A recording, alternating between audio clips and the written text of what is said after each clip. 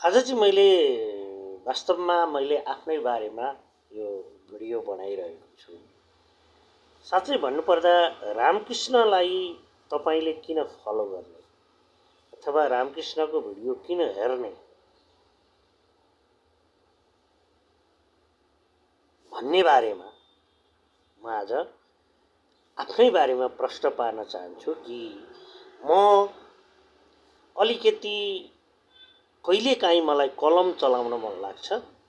त्यसैले मेरो भिडियोमा मैले कहिलेकाहीँ प्रेमका कुरा, कहिलेकाहीँ समाजका कुरा र देशका बारेमा लेखेका गजलहरू तपाईहरु बीचमा राख्छु।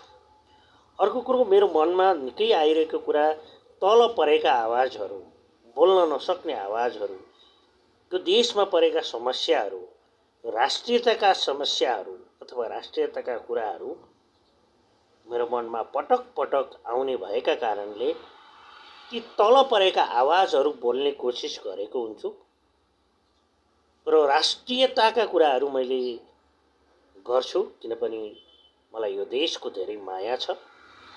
मलाई नेपाल असाध्यै मन पर्छ।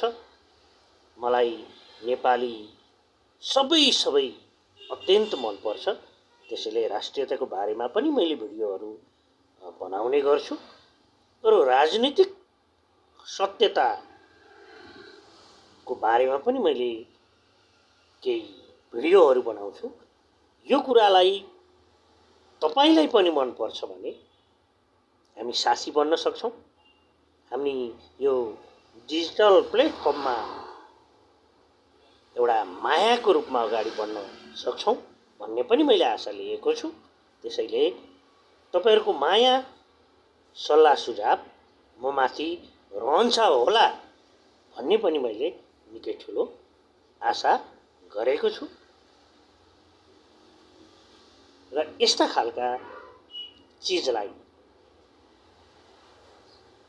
म पनि तपाईलाई सपोर्ट गर्छु, तपाईले पनि मलाई सपोर्ट गर्नुहुन्छ भन्ने निकै ठूलो विश्वास लिएको छु। धन्यवाद।